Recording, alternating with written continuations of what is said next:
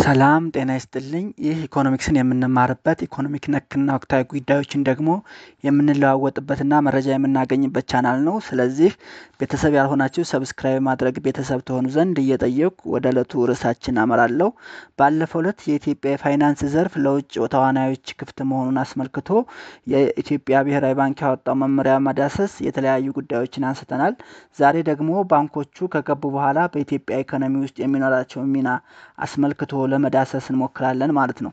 እንደ መንደርደሪያ ያስኩት ሀሳብ ኢትዮጵያስ ፋይናንሻል ሴክተር ሊበራላይዜሽን ፎሬን ባንክ ኢንትሪ ኤንድ ኢምፓክት የሚለው ነው። በዚህ ስር እንግዲህ ምን የሚል ጉዳዮች እናያለን፣ ጠቀሜታና ጉዳቱ እናያለን፣ የውጭ ባንኮች ወደ ሀገር ውስጥ መግባቱ እድል ነው ወይ ስጋት የሚለው እናያለን፣ ምን ሰጥተው ምን ይወስዱብን ይሆን የሚለውን ነገር እናያለን፣ በምን በልኩስ ይገባሉ፣ የአገባብ ሁኔታቸው እንዴት ይሆናል የሚለው እናያለን። በስተመጨረሻ ደግሞ እንደ ምክረ ሀሳብ ምን ቢደረግ ከሚመጣው ኢምፓክት ወይ ከስጋቱ እንዴት መዳን እንችላለን የሚለውን እናያለን ማለት ነው። አብራችሁ እንድቆዩ በአክብሮት ጋብዛለሁ። እንግዲህ ለመንደርደሪያ የሆነን ዘንድ የኢትዮጵያ የፋይናንስ ስርዓት የኢትዮጵያ የፋይናንስ ሴክተር ወቅታዊ ሁኔታ ለማየት ወደድኩ። ከረንት ስቴትስ ኦፍ ኢትዮጵያን ፋይናንሻል ሴክተር እንግዲህ እንደምናውቀው የኢትዮጵያ ንግድ ባንክ የበላይነት የሚያሳይበት ወይም ዶሚኔትድ ባይ ዘ ኮመርሻል ባንክ ኦፍ ኢትዮጵያ የሆነበት የፋይናንስ ስርዓት ነው ያለን። ይህ ማለት ኮመርሻል ባንክ ኦፍ ኢትዮጵያ ኢዝ ስቴት ኦውንድ ኤንድ ዘ ላርጀስት ኢን አሴትስ ኤንድ ብራንችስ ነው ማለት ነው። እንግዲህ ምንም እንኳ ከ30 በላይ የግል ባንኮች ቢኖርንም ከኢትዮጵያ ንግድ ባንክ ጋር ለመወዳደር አስቸጋሪ ነው። ያው እንደምናውቀው የኢትዮጵያ ንግድ ባንክ ከኢትዮጵያ ካሉ ባንኮች ማርኬት ሸሩ ከ50% በላይ መሆኑ ይታወቃል። የውጭ ባንኮች እስከ ቅርብ ጊዜ ድረስ የተከለከለና የፋይናንስ ስርዓቱ ለውጭ ተወዳዳሪነት የተዘጋ ነበር። ሁላችንም እንደምናውቀው የኢትዮጵያ ፋይናንስ ሴክተር ለውጭ ተዋናዮች ክፍት አልነበረም ማለት ነው። ሌላው የኢትዮጵያ የፋይናንስ ስርዓት ዝቅተኛ የፋይናንስ አገልግሎት እድል ያለው ወይንም ሎው ፋይናንሻል ኢንክሉዥን ያለበት ነው። ይህ ማለት ነው ኦንሊ አፕሮክሲሜትሊ 35% to 40% of the population has access to formal banking የሚለውን ስናይ እንግዲህ አብዛኛው ማህበረሰብ አንባንክር ሶሳይቲ ነው። ባንኪንግ አክሰስ ያላገኘ ሎው ፋይናንሻል ኢንክሉዥን ያለው ነው ማለት ነው። ያ ማለት እንግዲህ ከ60 እስከ 65% የሆነው የማህበረሰብ ክፍላችን አክሰስ ፎርማል ባንኪንግ የሌለው ነው ማለት ነው። ሌላው ስናይ ደግሞ ወይም የኢትዮጵያ የፋይናንስ ወቅታዊ ሁኔታ በጥሬ ገንዘብ የተመሰረተ ኢኮኖሚ ሄቪሊ ካሽ ቤዝድ ኢኮኖሚ ነው። እንደምናውቀው አሁን ትንሽ እንደውም በካሽለስ ሶሳይቲ እየተፈጠረ መጥቷል እንጂ አብዛኛው ኢኮኖሚ የሚንቀሳቀሰው በካሽ ነው ማለት ነው። ሌላው እንግዲህ የብድር አገልግሎት የተገደበ ሊሚትድ አክሰስ ቱ ክሬዲት ፋሲሊቲ የሆነ ብድር የፈለገ ሰው በፈለገው ሁኔታና በፈለገው መጠን ያህል ማግኘት የማይችልበት የፋይናንስ ስርዓት ነው ያለን ማለት ነው። እንግዲህ ይሄን ካለን የውጭ ባንኮች እንዴት ይገባሉ በምን መልክ ይገባሉ የሚለውን ስናይ ኢንትሪ ሞድስ ፎር ፎሬን ባንኪንግ የሚለውን ስናይ የውጭ ባንክ እንግዲህ በሶስት አይነት መንገድ ኢትዮጵያ ሊገቡ ይችላሉ። አንደኛው በሰብሲዲያሪ ነው፣ ሁለተኛው ብራንች በመክፈት ነው፣ ሶስተኛው ደግሞ በጆይንት ቬንቸር ነው። ሰብሲዲያሪ ስንል እንግዲህ ፉሊ ኦውንድ ፎሬን ባንክስ ኦፕሬቲንግ አንደር ኢትዮጵያ ሎው ኤንድ ሬጉሌሽን ማለት ነው። በኢትዮጵያ ህግና ስርዓት መሰረት ፉሊ ኦውንድ ሆኑ ፎሬን ባንክስ በኢትዮጵያ ህግና መሰረት ሬጉሌት ይደረጋሉ፣ ይሰራሉ ማለት ነው። ሌላው እንግዲህ ብራንች ስናይ ኤክስቴንሽን ኦፍ ፎሬን ባንክስ ሄድኳርተር አብሮድ፣ ሄድኳርተራቸው ዋና መስሪያ ቤታቸው ውጭ ሆነ ነገር ግን ቅርንጫፋቸው አገር ውስጥ የሚሰራ ባንክ ወይም they are operate directly under the parent ባንክ የሚሆን ባንክ በዚህ መልኩም ሞድ ኦፍ ኦፕሬት ሊያደርጉ ይችላሉ። ሌላው ሶስተኛው ምንድነው በጆይንት ቬንቸር መልክ ሊሰሩ ይችላሉ።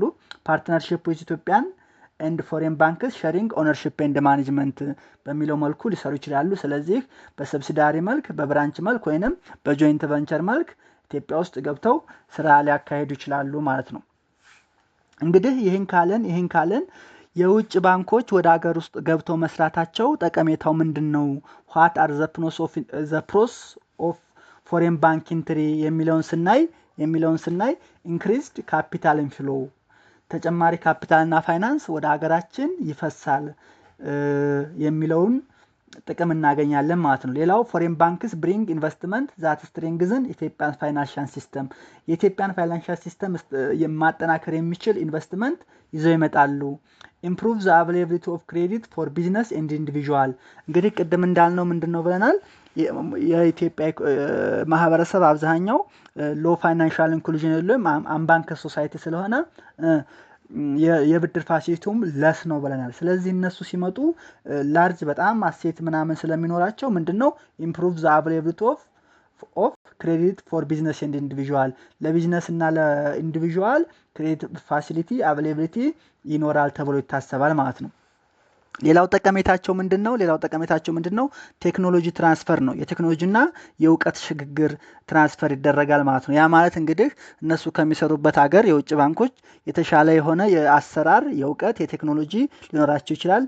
ወደ ሀገር ውስጥ ሲመጡ እሱን ይዘው ስለሚመጡ የቴክኖሎጂና የእውቀት ሽግግር ይፈጠራል ማለት ነው። ሌላው ጥቅማቸው ምንድነው ፎሬን ባንክስ ብሪንግ አድቫንስድ ባንኪንግ ቴክኖሎጂስ አድቫንስድ የሆነ ባንኪንግ ቴክኖሎጂስ ይዘውልን ይመጣሉ። ለምሳሌ እንደ ሞባይል ባንኪንግ አፕሊኬሽን እንደ ኢንተርኔት ባንኪንግ እንደ ኤቲኤም አውቶማቲክ ቴለር ማሽን ባሉ የዲጂታል አማራጮች አድቫንስድ የሆነ ባንኪንግ ቴክኖሎጂ ይዘውልን ይመጣሉ ተብሎ ይጠበቃል። ሌላው ምንድነው ኢንከሬጅ ሎካል ባንክስ ቱ ሞደርናይዝ ኤንድ ኮምፒት እንግዲህ ሎካል ባንክስ ሞደርናይዝ እንዲሆኑና ኮምፒት እንዲያደርጉ የሚጫወቱት ሚና አናሳ አይደለም። ያ ማለት ነው እንግዲህ የውጭ ባንኮች ይዘው የሚመጡት በጣም ትልቅ ካፒታል ነው፣ አድቫንስድ ቴክኖሎጂ ነው፣ ክሬዲት አቬሌቢሊቲያቸውና ፋሲሊቲያቸው ትልቅ ነው፣ ቢግ ኢንቨስትመንት ስለሆኑ እነሱ እንግዲህ በኢትዮጵያ የባንኪንግ ኢንዱስትሪ የሚያሳርፉት ተጽዕኖ ቀላል አይደለም። ስለዚህ ከሱ ተጽዕኖ ለመዳን ሲሉ ሎካል ባንኮች ምን ይላሉ ራሳቸው ሞደርናይዝ እንዳደርጉና ኮምፒት እንዳደርጉ ይገደዳሉ ማለት ነው። ሌላው ምንድነው ኤፊሽንት ሰርቪስ ነው።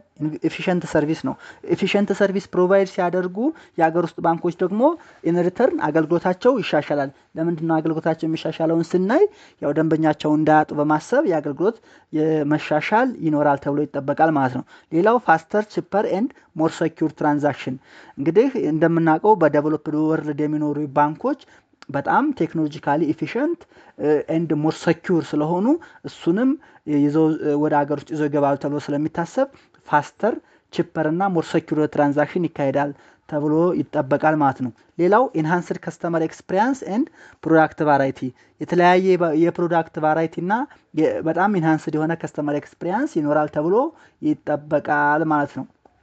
እንግዲህ እንደምናውቀው የኢትዮጵያ ባንኮች አብዛኛው የሚሰጡት ምንም እንኳን ከ30 በላይ ባንክ አገራችን ውስጥ ቢኖርም አንዱ ከሌላው ምንም የተለየ አገልግሎት የሌላቸው ሁሉም ኮፒ በመደራረግ የሚሰሩ የተለየ ባንኪንግ ቴክኖሎጂ የሌላቸው በመሆኑ እነሱ እንግዲህ ፕሮዳክት ቫራይቲ ይዘው ይመጣሉ ብሎ ይጠበቃል ማለት ነው።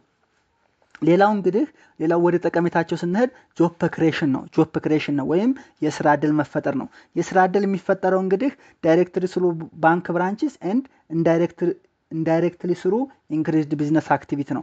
ዳይሬክትሊ እንግዲህ ዞሮ የውጭ ባንኮች አንዱ ወደ ሀገር ውስጥ የሚገቡበት ሚንስ ምንድነው ቅርንጫፍ በመክፈት ነው ብለናል። ቅርንጫፍ ከከፈቱ ደግሞ ያን ቅርንጫፍ ራን የሚያደርግ የሰው ኃይል ይቀጥራሉ።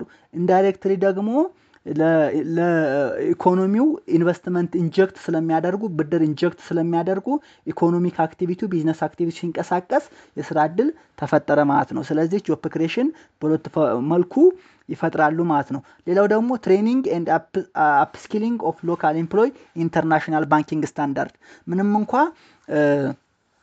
ባንኮች የባንክ ሰራተኞቹ ሌላ ባንክ ቢሆንም በኮምፒቲሽን ስላለ አጠገቡ ያለው ሌላ ባንክ የሚሰራውን የባንክ ባልደረገውን እያየ ራሱን በትሬኒንግ እና በአፕስኪሊንግ በማዳበር ለኢንተርናሽናል ባንኪንግ ስታንዳርድ ራሱን እንዳዘጋጅ ጠቀሜታ ይኖረዋል ማለት ነው። ሌላው ምንድነው አክሰስ ቱ ግሎባል ፋይናንሻል ማርኬት ነው።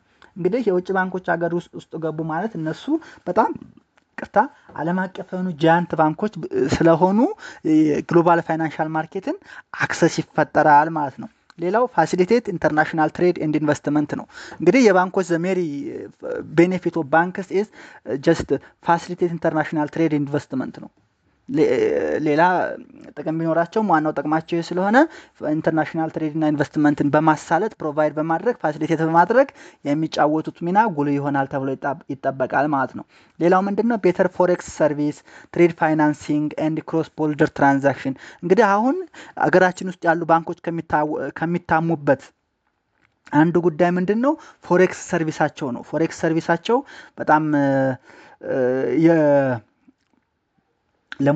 ለሙስናና ለብልሹ አሰራር የተጋለጠ እና ሌሎች ነገሮች የሚታዩበት ነውና ስለዚህ ፎሬክስ ሰርቪሱ ቤተር ይሆናል ተብሎ ይጠበቃል ማለት ነው። ሌላው ኢምፕሩቭድ ሪስክ ማኔጅመንት ነው። ሪስክ ማኔጅመንታቸውም የተሻሻለ ይሆናል ተብሎ ስለሚታሰብ ቴክኖሎጂ ቤዝድ ይሆናል ተብሎ የሚታሰብ እሱም ጥሩ ነገር ይሆናል ብለን እንጠብቃለን። ሌላው ምንድነው? ብሪንግ ግሎባል ቤስት ፕራክቲስ ኢን ክሬዲት ሪስክ ሳይበር ሴኩሪቲ ኤንድ ሬጉላቶሪ ኮምፕላያንስ። እንግዲህ የውጭ ባንኮች ወደ ሀገር ውስጥ ሲገቡ እዛ ሌላ ሀገር ያላቸውን ተሞክሮ ነው ወደ ሀገር ውስጥ የሚገቡት። ያ ተሞክሯቸው እንግዲህ ዴቨሎፕድ ወርልድ እስከሚኖር ድረስ በክሬዲት ሪስክ፣ በሳይበር ሴኩሪቲ ኤንድ በሬጉላቶሪ ኮምፕላያንስ አንጻር የራሳቸውን ጥሩ ጎን ይዘው ይመጣሉ፣ ቤስት ፕራክቲስ ይዘው ይመጣሉ ተብሎ ይጠበቃል ማለት ነው። እንግዲህ እስካሁን ያወራናቸው ነገሮች ምንድናቸው? የውጭ ባንኮች ወደ አገር ውስጥ ቢገቡ በሀገራችን ኢኮኖሚ ላይ ሊያሳድሩት የሚችሉት ጥሩ ጎንና መልካም አጋጣሚ ነው ተብሎ ሊወሰድ ይችላል ማለት ነው። እንግዲህ አንድ ነገር ጥቅም ብቻ አይደለም ያለው ጉዳትም አለው። እነዚህ እንግዲህ ወደ የውጭ ባንኮች ወደ ሀገራችን ቢገቡ ምን አይነት የሀገር ውስጥ ጫና ምን አይነት መጥፎ ጎን ይኖረዋል? ኮንስፎር ፎሬን ባንክ ኢንትሪ ብለን ብናይ አንደኛው ምንድነው? ማርኬት ዶሚናንስ ነው። እንግዲህ ቅድም መግቢያው ላይ ለማንሳት እንደሞከርኩት ኢትዮጵያ ውስጥ ምንም እንኳን ከ30 በላይ ባንኮች ቢኖሩ ሃይስት ማርኬት ሼር ያለው የኢትዮጵያ ንግድ ባንክ ብቻ ነው። ሌሎቹ በአሴትም በአብዛኛው በመመዘኛዎች በጣም ደካማና ታዳጊ ኢንፋንት የሚባሉ ስለሆኑ የውጭ ባንኮች ደግሞ ግዙፍና ብዙ ካፒታል ያላቸው በቴክኖሎጂም በምንም የዳበሩ ስለሆኑ ወደ ሀገር ውስጥ ቢገቡ ምን ይሆናሉ? ማርኬት ዶሚናንስ ሊፈጥሩ ይችላሉ። የሀገር ውስጥ ባንኮችን ጫና ላይ ሊከቱ ይችላሉ ማለት ነው። እንዴት የሚለውን ስናይ እንግዲህ ቢኮዝ they are well capitalized and the smaller domestic banks could struggle or collapse under pressure ማለት ነው። እንግዲህ የሚገቡት ባንኮች ምንድናቸው? well capitalized foreign banks may dominate the market or smaller domestic banks could struggle or collapse under pressure። እንግዲህ በዚህ መልኩ የሀገር ውስጥ ባንኮችን ጫና ላይ ሊያሳርፉ ይችላሉ ማለት ነው። ሌላው ምንድነው? በጣም ትልቁ ስጋት ደግሞ ፕሮፊት ሪፓትሪዬሽን ወይም ካፒታል ፍላይት የሚባለው ነገር ነው ማለት ነው። እንግዲህ እነዚህ ዞሮ ምንም እንኳን ሀገር ውስጥ በኢትዮጵያ ሕግ ውስጥ ቢሰሩም ሶሳቸው መነሻቸው ውጭ ሀገር እስከሆነ ድረስ ትርፋቸው ምንድነው? ያሸሻሉ። ከፍተኛ ትርፍ ወደ ውጭ ያሸሻሉ። ካፒታል ሪፓትሪዬት ወይም ካፒታል ፍላይት ያካሂዳሉ ማለት ነው። ፕሮፊት ሜይ ቢ ሴንት ባክ ቱ ፎሬን ፓረንት ካምፓኒስ ማለት ነው ሊያደርጉ ይችላሉ። ሌላው ምንድነው? ሬዱስ መኒ ስቴይንግ ኢን ሎካል ኢኮኖሚ ፎር ሪኢንቨስትመንት። ለምሳሌ በሲምፕል ሴናሪዮ አንድ ኤክስ የተባለ ትንሽ ባንክ ኢትዮጵያ ውስጥ ሰርቶ ቢያተርፍ ቤዙ ኢትዮጵያ ውስጥ እስከሆነ ድረስ ያን ትርፉ ምንድነው የሚያደርገው? ሪኢንቨስት መልሶ ወደ ኢኮኖሚው ኢንጀክት አድርጎ ኢንቨስትመንት ነው የሚለቀው። ነገር ግን እነዚህ ባንኮች ጀስት ዌል ካፒታላይዝድ ቢሆኑም ጃያንት ቢሆኑም የሚያገኙትን ትርፍ ምንድነው የሚያደርጉት? ሴንት ባክ ቱ ፎሬን ካምፓኒስ ሊያደርጉት ይችላሉ። ስለዚህ ይሄ አንድ ጉዳታቸው ነው ማለት ነው። ሌላው ደግሞ ሬዱስ መኒ ስቴይንግ ኢን ሎካል ካምፓኒ ፎር ኢንቨስትመንት ነው። በቃ ገንዘብ ኢትዮጵያ ውስጥ ላይ ቆይ ይችላል። ያተረፉትን ትርፍ ሊያስወጡት ይችላል ማለት ነው። ሌላው ደግሞ ማነው? ሬጉላቶሪ ፕሬዠር ሊኖር ይችላል። የቁጥጥር ስጋቶች ሊኖር ይችላል። እንግዲህ እነሱን የሚቆጣጠረው ምንድነው? የኢትዮጵያ ብሔራዊ ባንክ ነው። የኢትዮጵያ ብሔራዊ ባንክ ደግሞ ምናልባት የአቅም ውስንነት ሊኖርበት ስለሚችል የብሔራዊ ባንክ የቁጥጥር አቅም ማሻሻያ ማድረግ አለበት። ናሽናል ባንክ ኦፍ ኢትዮጵያ መስት አፕግሬድ ኢትስ ኦቨርሳይት ካፓሲቲ ማለት ነው። ሌላው ደግሞ የውጭ ባንኮችን በብቃት ለመቆጣጠር የበለጠ ቴክኖሎጂና የሰው ኃይል ያስፈልጋል። ኮምፕሌክስ ፕሮዳክትስ ኤንድ ፋይናንሻል ኢኖቬሽን ሜይ ቢ ሃርድ ቱ ሰርቫይቭ ነው። እንግዲህ እንዳልነው በጣም በቴክኖሎጂ አድቫንስር ናቸው፣ በብዙ ነገር ጃያንት ናቸው፣ ብዙ ነገር አላቸው እና እሱን ለመቆጣጠር ኦቨርሳይት ለማድረግ የኢትዮጵያ ብሔራዊ ባንክ አቅሙን ማሻሻል አለበት ነው። እንደውም ታስታውሱ ከሆነ አንድ ወቅት የኢትዮጵያ የቀድሞ ጠቅላይ ሚኒስትር አቶ መለስ ዜናዊ አይ ቲንክ በአይኤምኤፍ ጋዜጠኛ የተጠየቁ ጊዜ የኢትዮጵያ ፋይናንስ ዘርፉን ለምን ክፍት አታደርጉም ተብለው ሲጠየቁ የመለሱት አንድ አስቂ መልስ ነበረ። እናንተ በብዙ ነገር አድጋችኋል፣ በልጽጋችኋል። ወደኛ ሀገር ውስጥ ብትገቡ ምን እንደምትሰሩ ኢቭን እንኳን መቀጣጠር ቀርቶ ምን እንደምትሰሩ አናቀውም፣ ምንም እንደምታደርጉ አናቅም፣ እንደምታደርጉብን አናቅም፣ ቴክኖሎጂያችሁን አናቅም። ስለዚህ እንደብለን ወደ ሀገር ውስጥ ፈቅደን እናስገባችሁ የሚል ነበር መልስ የመለሰው። ስለዚህ ይሄ ነገርም ከዚህ ጋር ይገናኛልና ወቅታዊ ሆኖ ስላገኘሁት ለማንሳት ወደድኩ ማለት ነው። ሌላው ጉዳታቸው ምንድነው? የውጭ ባንኮች ከተሞችንና ትላልቅ ኩባንያዎችን ብቻ ሊያበረታቱ ይችላሉ ማለት ነው። በቃ they may concentrate in urban areas only, neglect of marginalized areas, and foreign banks may prioritize urban centers and corporate clients. ይሄ ትልቁ ስጋት ነው። ምናልባትም መጥተው አዲስ አበባ ብቻ ኮንሰንትሬት አድርገው ሌላውን የኢትዮጵያ ኢኮኖሚ ሊተውት ይችላሉ። እንደገና ደግሞ ኮርፖሬት ክላይንቱን ብቻ እንትን ብለው ሰርቬይ ያደረጉ ሌላውን ይሄ ሶሳይቲ ሊተውት ይችላሉ። ስለዚህ ማርጂናላይዝድ ኤሪያውን ምን ሊያደርጉት ይችላሉ ማለት ነው? ኔግሌክት ሊያደርጉት ይችላሉ ማለት ነው። ስለዚህ ይሄን ሌላው እንትን ነው። በሀገሪቱ ከተማ ውጭ ቅርንጫፍ አለመክፈት አይነት ስጋት ሊኖር ስለሚችል ይሄም አንዱ ጉዳታቸው ነው ማለት ነው። ሌላው ሪስክስ ኦፍ ኤክስክሉዲንግ ሩራል ፖፑሌሽን ኤንድ ስሞል ኢንተርፕራይዝ። እንግዲህ ከላይ እንዳየነው ምንድነው ትልልቅ ከተሞችና ትልልቅ ካምፓኒዎች ላይ ብቻ ፎከስ ያደረጋሉ ካልን ሩራል ፖፑሌሽን ወይም ማርጂናላይዝድ ፖፑሌሽን ኤክስክሉድ በማድረግ እና ስሞል ኢንተርፕራይዝን ኤክስክሉድ በማድረግ ጉዳት ሊኖረው ይችላል ማለት ነው። ሌላው ምንድነው? የምንዛሬ ዋጋ መለዋወጥ እና የኢኮኖሚ ስጋት ነው። ከረንሲ ቮላቲሊቲ ኤንድ ኢኮኖሚክ ኤክስፖዠር፣ ይሄም አንድ ሌላው ጉዳታቸው ነው ማለት ነው።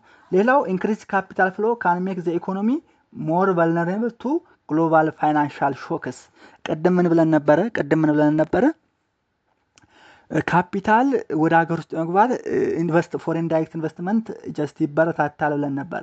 ነገር ግን ይሄ ሶርሱ ምንድነው? ሌላ ሀገር ነው ያለው። ስለዚህ ሌላ ሀገር ውስጥ የሚፈጠረው ካፒታል ግሎባል ሾክ ኢንዳይሬክትሊ ሀገራችንን ምን ያደርጋል? ሾክ ያደርጋል። ለምሳሌ ህንድ ውስጥ ያለ አንድ ጊያንት ግዙፍ ባንክ ኢትዮጵያ ውስጥ ገብቶ ቢሰራና ህንድ ውስጥ ኢኮኖሚ ሾክ ቢፈጠር ቀጥታ ዳይሬክትሊ ያ ኢኮኖሚ ሾክ የትም ይሰማል ማለት ነው። ኢትዮጵያንም ይሰማታል ማለት ነው። ስለዚህ it makes a country vulnerable to foreign shocks የሚለው ነገር ሌላ አንዱ ስጋት ነው ማለት ነው። ሌላ በፖለቲካ ወይም በኢኮኖሚ ችግሮች ጊዜ ድንገት የፈንድ መውጣት ካፒታል ፍላይት ስጋት አለ። ሪስክ ኦፍ ሰደን ካፒታል ፍላይት ዱሪንግ ፖለቲካል ኦር ኢኮኖሚክስ ክራይሲስ። ለምሳሌ ደግሞ ከላይ ካነሳ ነው በተቃራኒ ኢትዮጵያ ውስጥ አንድ መጥፎ ነገር ቢከሰት እነሱ ካፒታላቸውን እስከሚያወጡ ጀስት በጣም ጊዜ አይፈጅባቸውም። ወዳውኑ ነው የሚያወጡት እና እሱ ኢኮኖሚው ላይ ችግር አለ። ለምሳሌ ታስታውሱ ከሆነ ባለፈው ዕለት ኢትዮጵያ ከአገዋ መታገዷን ተከትሎ አገዋ ኦፖርቹኒቲ መታገዷን ተከትሎ ብዙ የፎሬን ካምፓኒዎች ምንድነው ኢንዱስትሪ ፓርኮችን ለቀው ወጥተዋል። በዛ የተነሳ ምንድነው ብዙ ሰው ስራ አጥ ሆኗል። ስለዚህ ይሄ ደግሞ የባንኮች ቀውስ ደግሞ ከዛ የባሰ ነው። ይሄን ያነሳሁት ለምሳሌ ነውና እንደዚህ አይነትም ሪስክ ይፈጠራል ማለት ነው። እንግዲህ እነዚህን ጥቅሞች አየን፣ እነዚህን ጉዳቶች አየን። ሌላ መስኪ እንደ ምክረ ሀሳብ ደግሞ እንደ ፖሊሲ ሪኮመንዴሽን ምን ቢሆን ጥሩ ነው የሚለውን ነገር ለማንሳት ወደድኩ። እዚህ ላይ አሁን እንግዲህ ቢውልድ ሬጉላቶሪ ካፓሲቲ ነው። ሌላ ምንም ነገር የለም። የቁጥጥር አቅምን ማጎልበት ነው። ስታፉን ትሬን ማድረግ፣ አፕግሬድ ዲጂታል ሲስተም፣ ኢንፎርስመንት ኢንተርናሽናል ባንኪንግ ሩል በማድረግ ካፓሲቲን ቢውልድ ማድረግ አንደኛው አማራጭ የሌለው ምክረ ሀሳብ ነው ማለት ነው። ሌላው ምንድነው? ስትሬንግዝ ሎካል ባንክስ ነው። ዶሚኔት እንዳይደረጉ ከተፈለገ ያለው ብቸኛ አማራጭ አገር ውስጥ ያሉ ባንኮችን አገር ውስጥ ያሉ ባንኮችን ስትሬንግዝ ማድረግ ነው። የአገር ውስጥ ባንኮችን ማጠናከር ነው። እንዴት እናጠናክራለን?